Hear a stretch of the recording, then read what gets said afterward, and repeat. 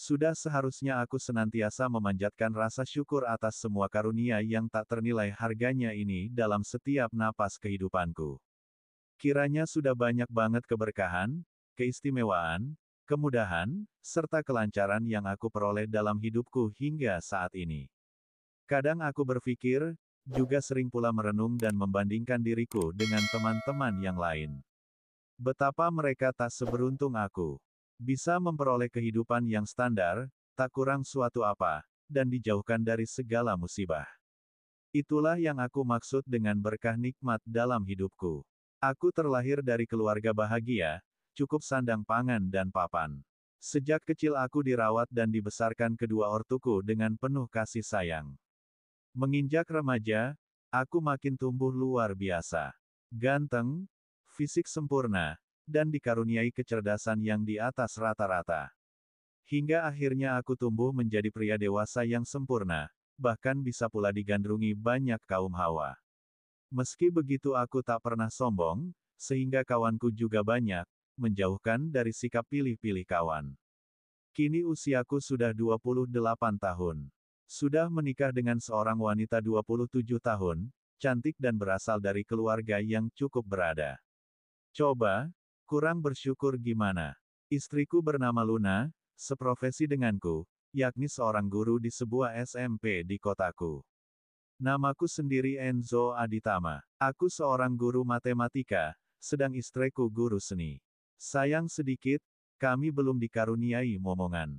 Tapi gak masalah, baru 2 tahun masih kurang 3 bulan kami menikah. Suatu saat, momongan itu pasti datang juga. Kami emang belum menggebu, sebab saat ini kami emang lagi pada sibuk dengan karir dan profesi. Pagi sampai sore kami melaksanakan tugas dinas sebagai guru. Abis pulang sekolah istriku langsung sibuk di sanggar seninya sampai menjelang maghrib. Ia emang punya sanggar tari. Lumayan juga yang kursus atau ngikut tari. Mulai dari PAUD sampai tingkat SMA juga banyak. Sedangkan aku punya tempat kursus, atau les matematika, tapi khusus anak SMP dan SMA saja.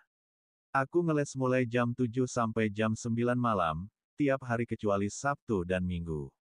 Dulu, setelah menikah, emang kami sempat ikut mertua, mungkin ada setengah tahun kami berada di rumah mertua. Dan karena peserta les semakin banyak, kemudian sama mertua dibangunkan tempat les memanfaatkan garasi yang berukuran 5 kali 7 meter.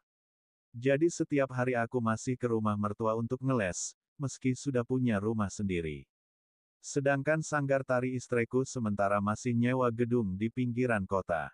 Rencana, sama mertua juga mau dibangunkan gedung sendiri di sebelah rumahku. Ternyata enak juga lo punya mertua orang berada. Bukan maksudku menggantungkan hidup pada mereka, tapi sedikit banyak pasti ikut membantu jika kami mengalami kesulitan. Dan tentu, lagi-lagi ini adalah keberuntunganku. Di rumah mertua itu tinggal ibu sama adik yang masih SMA. Ayah mertua seorang pelaut, yang pulangnya tiap 6 bulan sekali bahkan bisa lebih. Untuk mengisi waktu, ibu mertua emang buka usaha salon, tapi yang ngurus karyawannya. Cuma sekali-kali saja ibu bantu-bantu di sana jika pelanggan lagi rame. Nah, inilah fokus cerita yang ingin aku bagikan kepada teman-teman, bagaimana aku yang sudah begitu nyaman mengarungi kehidupan ini, akhirnya bisa kesandung urusan hati dengan ibu mertua. Emang, usianya sudah 48 tahun. Namanya Bu Lestari, biasa dipanggil Bu Tari. Tapi karena pandai merawat diri, jadi kelihatan masih berusia 35 tahun begitu. Tentu, orangnya cantik, bodinya masih singset dan padat. Pokok kalau dilihat sepintas mirip-miriplah dengan istriku. Tapi emang ada beberapa kelebihannya. Bu Tari itu mempunyai lampu taman yang lebih montoks, dan cukup menjulang. Begitu juga bumpernya masih kenceng naik di atas. Jika gak pernah tahu, pastilah dikira cewek-cewek masa kini, minimal dikira mama mudalah. Maklumlah, jarang banget ketemu suami, jadi kalau kuperhatikan beliau itu sering ngelamun, kayak ada yang dibayangin gitu. Kadang aku sampai sungkan sendiri jika sekali waktu memperhatikan aku dengan tatapan mata yang aneh. Paling gak suka itu kalau ikut nimbrung saat aku lagi ngeles. Bukan apa, aku gak enak sama peserta karena jadi gak fokus. Kadang peserta yang sudah SMA bisa baca lo pikiranku. Pernah ku dengar, mereka lagi gosipin aku, katanya aku ini menantu yang dimanja. Bahkan mereka bilang kalau Bu Tari itu suka merhatiin aku. Pokok malu deh di dalam hati. Anehnya, lama-lama aku jadi terpengaruh juga. Minimal aku jadi mikir, ada apa sih ibu mertuaku ini? Bahkan, dari pikiran-pikiran itu kini mulai masuk ke urusan perasaan. Dan arahnya pasti bisa ditebak, aku jadi sering membayangkan, bahkan kini mulai masuk ke wilayah fantasi. Tapi lagi-lagi aku harus lebih bersyukur, sebab gara-gara fantasiku itu, istriku sekarang lebih sering meminta. Ya iyalah, aku kan jadi lebih bersemangat, bahkan tak jarang ia dapatkan hat-trick. Tiap kali ngebahagiain istri, yang ada dalam anganku lagi bersama ibu mertua. Jadinya aku bisa lebih bersemangat dan bisa nambah daya gedor. Tentu, ini adalah sebuah keberuntunganku lagi. Pernah menjelang subuh, saat aku tengah pulas dalam tidurku, tiba-tiba saja aku bermimpi bersama ibu mertua. Tentu aku merasa sangat gembira dan mengekspresikannya dengan leluasa, sampai terdengar jeritan-jeritan menja. Dan mendengar suara-suara itu aku makin ngegas saja, sampai akhirnya terdengar suara ampun-ampun. Eyalah, setelah kesadaranku mulai aktif kembali ternyata tetap sama istriku. Meski sedikit kecewa, tetap saja aku bangga, toh yang menikmati bukan siapa-siapa, tetap istriku juga. Sampai suatu ketika istriku bertanya, "Mas, kenapa sih sekarang kok tambah nyahok, kayak ada tambahan tenaga gitu loh?" Tentu aku merahasiakannya, dan hanya tersenyum menanggapinya. Padahal aslinya aku bisa malu sendiri toh.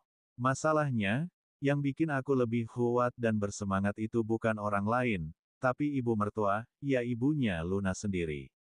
Saking seringnya aku membayangkan itu, kini aku malah sudah sampai pada tahap menyusun rencana. Aku mulai berpikir bagaimana cara agar yang terpendam ini bisa terlaksana dengan lancar, tetapi tetap aman dan saling menguntungkan. Masalahnya, ibu sendiri juga makin menunjukkan perasaan yang sama. Maklumlah, siapa kuat juga kalau berbulan-bulan lamanya sawah ladangnya tanpa diolah sebagaimana mestinya. Takutnya mah kalau malah bikin sumbatan. Iya kan, mesin saja kalau jarang ganti oli bisa bikin macet toh. Ya kalau macet aja bisa diatasi, tapi kalau sampai bikin onderdil rusak, kan malah rugi banyak.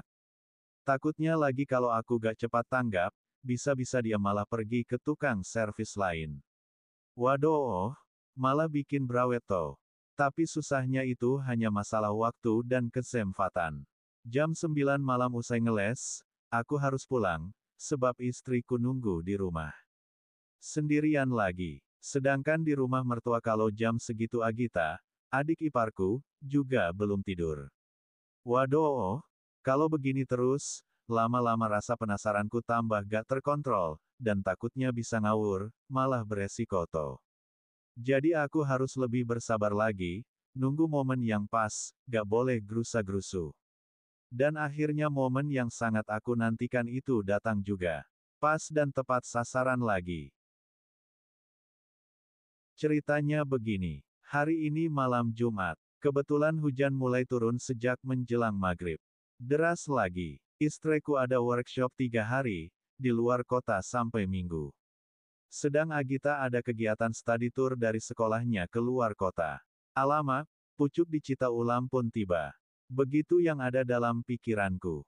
Sebagai guru les yang merasa dapat uang jasa, aku pun tetap datang ke tempat les meski cuaca gak memungkinkan. Sebab aku merasa ini adalah tanggung jawabku. Aku tunggu sampai jam 7 malam, peserta belum ada yang hadir. Bahkan banyak yang WA, kalau malam ini izin gak bisa ngikuti les. Nah, daripada menimbulkan keresahan, akhirnya aku umumkan di grup bahwa malam ini les diliburkan karena cuaca. Maka beres sudah, gak ada gejolak apa-apa. Tapi kini justru hatiku yang makin bergejolak. Situasi ini tak pernah ada dalam skenario kulo. Jadi ini murni karena situasi dan kondisi yang insidental. Agar tak menimbulkan masalah, Aku langsung menghubungi istriku yang ada di luar kota lewat VC. Kulaporkan situasi dan kondisi malam ini sejelas dan sedetail mungkin, termasuk background hujan deras yang turun dari teras. Dan akhirnya keluarlah sebuah rekom. Udah mas, gak usah pulang, nginap aja di rumah ibu, sekalian untuk nemani. Kasihan Agita juga lagi gak ada di rumah. Katanya, ploong, lega rasanya. Bagai bendungan yang dibuka pintu airnya. Semua itu kalau sudah jadi rezeki tentu tak akan kemana. Begitulah bunyi yang terlontar dari dalam dada. Jadi apalagi yang harus aku khawatirkan? Istri sudah merekomendasi, Agita seperti terkena guna-guna, anak-anak les ngerti cuaca, hujan pun telah mensupportnya. Masalahnya itu tinggal bagaimana memulainya. Sebab sejak tadi ibu tak kelihatan batang hidungnya. Biasanya suka wira-wiri di dalam rumah, kini tak seperti biasanya. Beberapa kali aku mencoba menelisiknya, dengan coba-coba bikin kopi ke dapur, ternyata juga gak kutemukan. Eyalah, baru tahu ternyata ia ada di dalam KMR. Aku bisa tahu lantaran aku dengar suara musik romantis dari dalam KMR. Rupanya, beliau lagi rebahan di sana. Aha, seperti ada petunjuk. Tiba-tiba kakiku melangkah ke pintu KMR. Entah sengaja atau tidak, yang pasti pintu itu gak ditutup dengan sempurna. Masih ada selebar kepala yang terbuka. Pelan, mataku langsung tertuju pada sebuah benda putih berkilat terkena cahaya lampu 5 watt, terbujur di atas kasur. Aku terkesiap seketika, sesaat setelah mengamati ternyata benda itu hanya dilapisi sebuah kaca mata kuda berwarna pink muda. Nampak begitu menonjol, keras dan bercahaya.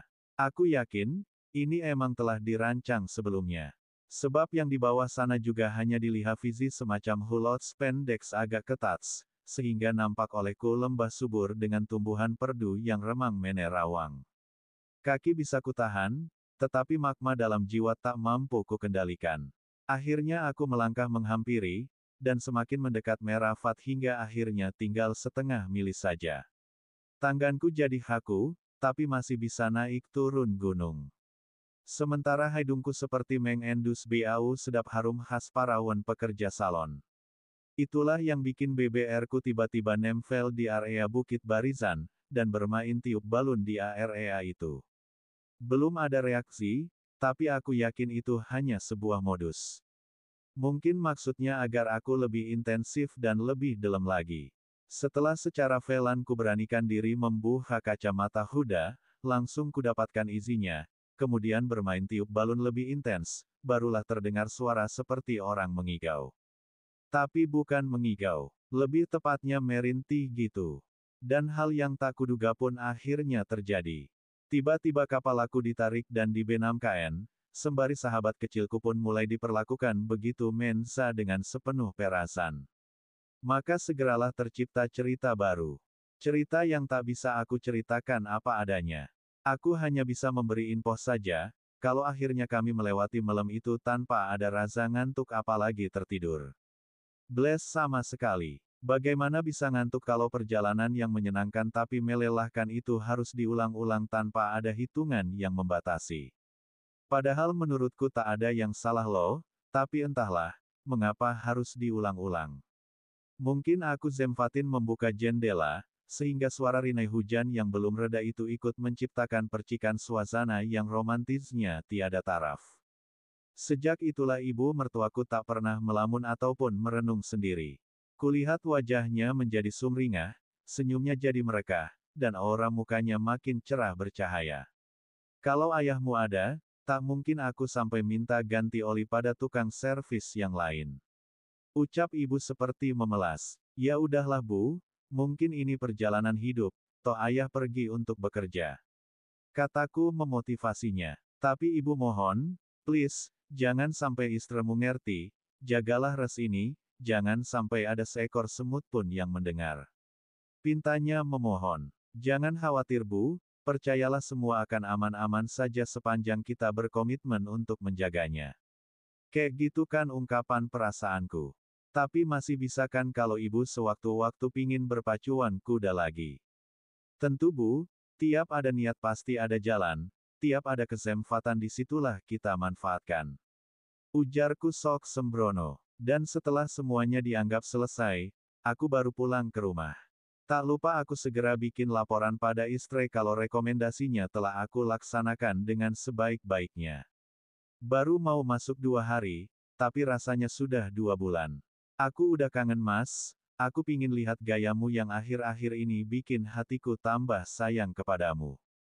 Kata istriku lewat telepon. Itu mah soal gampang, tunggu sehari lagi, pasti permintaanmu akan aku penuhi.